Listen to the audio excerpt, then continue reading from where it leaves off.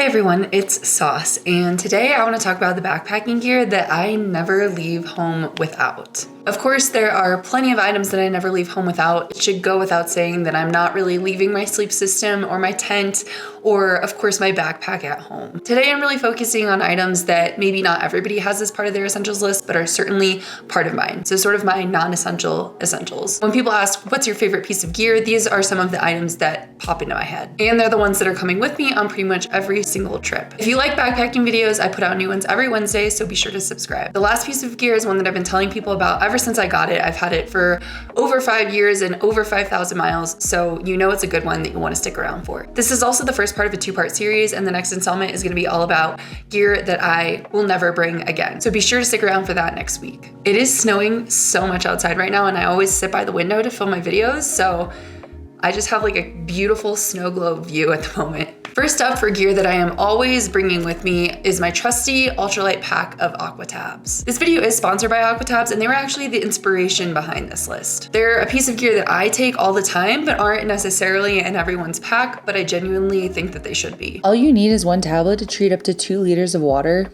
And an entire pack of 30 tablets only weighs 0.16 ounces. So you could essentially treat water for over 2 weeks with just that. As I've mentioned before, I really like them for sketchy water sources where I wanna make sure that I'm treating my water fully and not at risk of contracting some nasty stomach bug a few days down the line. They're also great for when you just don't feel like squeezing the filter. The next piece of gear on my non-essentials list, but essentials to me, could definitely be considered an essential for some, and that is a satellite communicator. My satellite device of choice is a Garmin inReach Mini. I really like the Mini because it's 3.5 ounces. It's not bulky. It does all of the things that I really need it to, which are 1, send check-in preset text messages, 2, send custom texts, 3, it checks the weather, and 4, it has an SOS feature. Those are really the things that I'm looking for when I'm looking at a satellite communicator, and everything besides that is kind of a bonus, although nice to have in certain situations. I have loaded GPS waypoints into my inReach before, but I found I used my topo maps and my phone to navigate a lot more, but I guess it's a nice sort of peace of mind triple backup if you're worried about navigation on certain trips. Another nice thing about having the waypoints plugged in was I could check the weather for a waypoint. So in Colorado, there's a bunch of like microclimates, and I could check weather on a peak that was 10 miles away, even if the weather for where I was at that night was totally fine. So that is an advantage of having it. You definitely want to keep in mind that most satellite devices also require a subscription service. I typically do the safety plan for Garmin, which is their lowest option at like $14.95 a month. It includes unlimited preset text messages, which share your location with a preset number of people, and 10 custom text messages per month.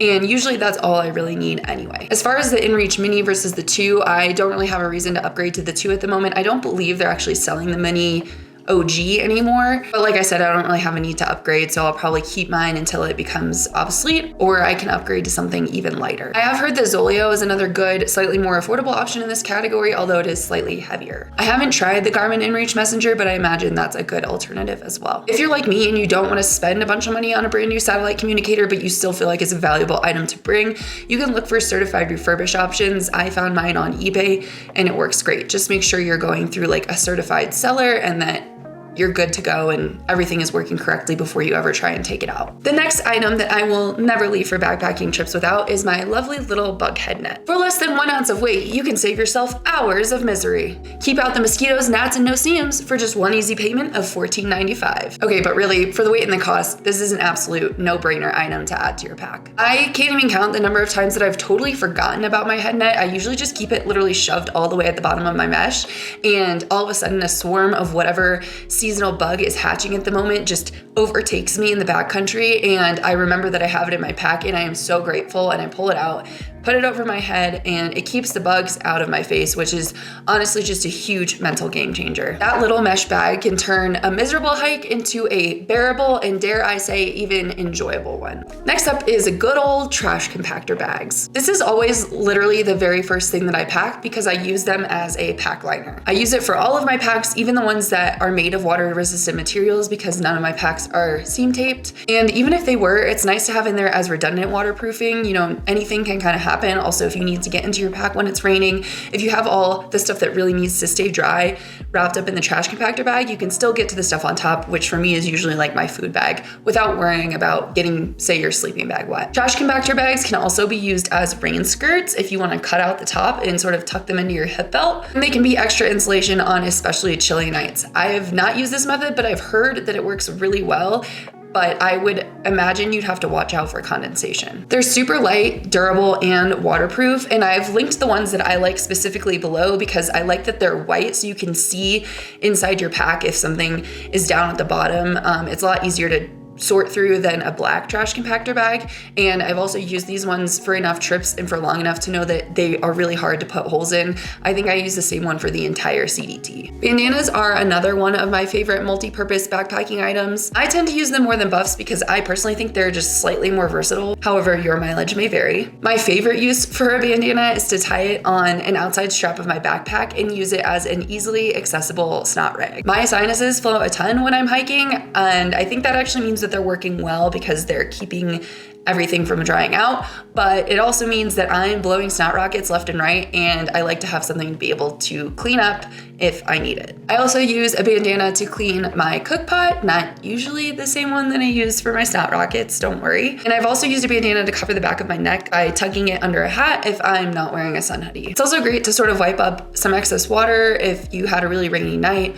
or as an emergency towel if you need to shower at a bathroom that doesn't have any towels. The next item is something that maybe won't apply to everyone, but if you have any interest at all in filming your hike, I cannot recommend the DJI Osmo Pocket enough. Even if you just are filming things for your own memories, there's a few reasons I would definitely recommend taking this over just shooting on an iPhone. I was initially turned on to this camera by Alana Osborne. Many of you are probably familiar with her videos, and I'm so glad that I added it to my camera setup. I actually currently carry the DJI Osmo Pocket 2, and I believe they just released a new version, the 3. I'm not an expert on cameras, so I'm not going to get into all the details there, but overall, I think this line of cameras is just a great asset for through hiking. It's super easy and tiny to pull out, so I like to keep it actually in a chest water bottle pocket, and whenever there's a nice view, I can just whip it out, turn it on, and start filming. It has an internalized gimbal, which means that it steadies the shot, so even while you're walking, your camera isn't shaking all over the place. You're still gonna see some movement, but it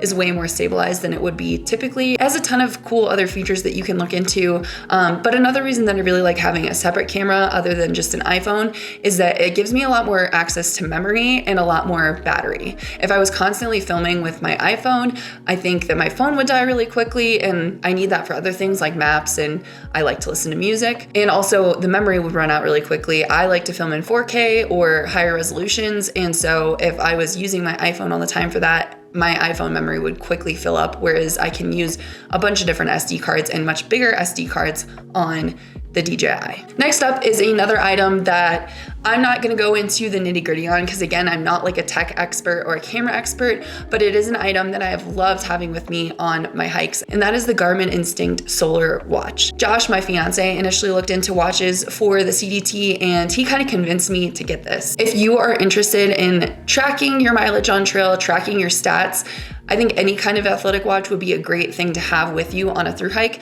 because then you don't have to again use phone battery for it. And also you don't have to whip out your phone every 5 minutes to look at mileage. You can kind of just glance down at your wrist if it's tracking your day. I tracked the entire CDT with my Garmin Instinct Solar, and I think one of the most common questions I get is how long the battery lasts. Because it's a solar watch, you can charge it in the sun. If I am tracking full days, obviously that uses a ton of battery, and I found I could track basically 2 full days with a full charge. I don't know how much of the battery it was charging during the day just on my wrist. I wasn't super intentional about like sitting it out on a rock in the sun during breaks and stuff. You could maybe get a little bit more out of it if you did that. However, I only had to charge it every 2 days at night, which I felt like was great for me. If you aren't tracking entire days, the battery can last for weeks. That's how I use it at home, and it's lasted me many workouts without having to charge. Full transparency, I signed up for the Amazon credit card because they were doing a promotion at the time and were giving out like $200 gift cards. So I signed up for that and used that to pay for the watch. The mini bamboo brush is the next item I want to talk about, and it has made many appearances in my videos throughout the years, and I believe it deserves a spot in this video as well. I have really fine hair that gets tangled pretty easily while I'm backpacking, and having something to manage it on trail is definitely worth it for me. Plastic combs, which would also be a nice lightweight option, just are kind of a pain for me to try and get through my hair. So I love that this little bamboo brush is super light and super durable.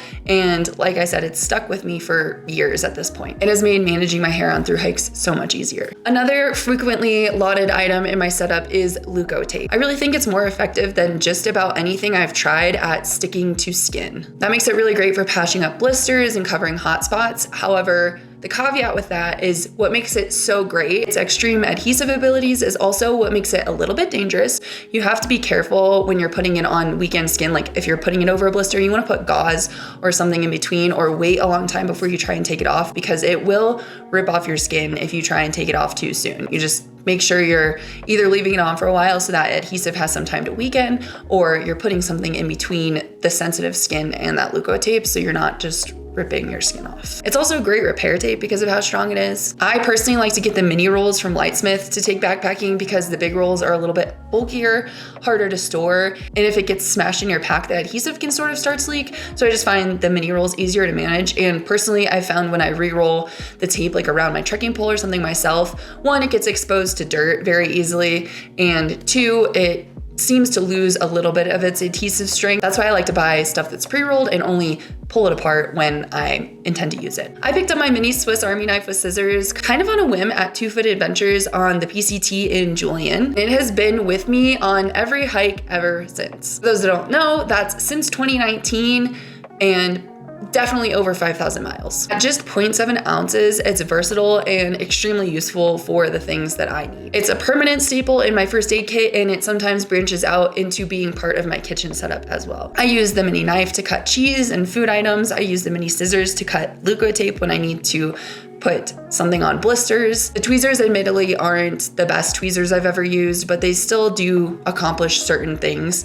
And the toothpick is nice to have, just to have like something to poke into things. I've had like weird instances where I'm like, oh, I have a little plastic toothpick and it is the perfect thing for the job. And personally, I don't carry like a large knife, so the little mini knife is perfect for when I need something sharp and it's not bulky. Next up, I will tell anyone who will listen about my Nightcore headlamp. I've had my exact same one since the PCT in 2019, another piece of gear that has lasted me over 5 years and over 5,000 miles, and it is still going strong. Now I use it a lot on uphilling at night at the resorts when the lights go off, and everyone is always impressed with how bright this thing is.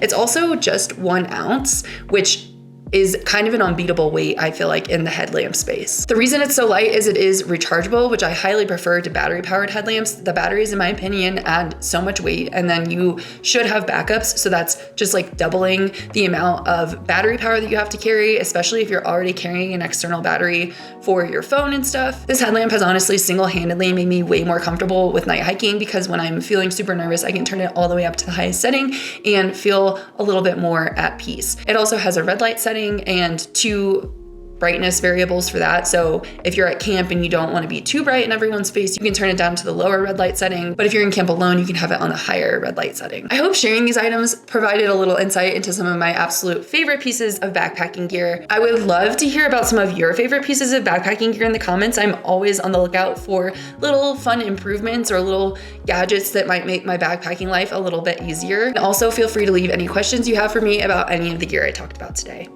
Thank you so much for watching. Bye.